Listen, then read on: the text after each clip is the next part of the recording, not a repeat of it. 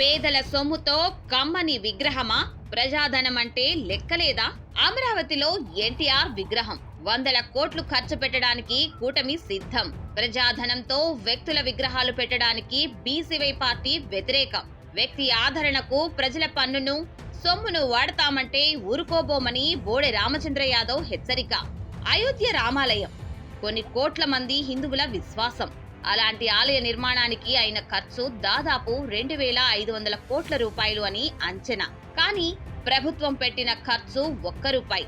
ఆదిత్యనాథ్ యోగి లాంటి ముఖ్యమంత్రి ఉన్నా సరే, కేంద్రంలో మోదీ సర్కార్ ఉన్నా సరే, అయోధ్య నిర్మాణం బీజేపీ ఆర్ఎస్ఎస్ లక్ష్యమైనా సరే, ఖజానా నుంచి పెట్టిన ఖర్చు ₹1. కారణం ఏంటో తెలుసా? రాజ్యాంగం చెప్పిన సూత్రమది. హిందువుల విశ్వాసానికి ప్రతీకే అయినా ఈ దేశంలోని 100 కోట్ల మంది అయోధ్య నిర్మాణానికి అనుమతి ఇచ్చినా ప్రభుత్వ సొమ్ము వాడలేదు. అది ప్రభుత్వ సొమ్మే కాదు, ప్రజాధనం కూడా. ఇష్టారీతిన వాడడానికి వీల్లేదు. అలాంటిది ఒక విగ్రహం కోసం వందల కోట్ల రూపాయలు ఖర్చు పెట్టడమా? అది కూడా ప్రజల సొమ్మును ఖర్చు పెట్టడమా? రూపాయి లేక అల్లాడిపోతున్న వేళ, అప్పులతో తప్ప పూట గడవని వేళ 100 కోట్లు పెట్టి ఎన్టీఆర్ విగ్రహం పెట్టడమా?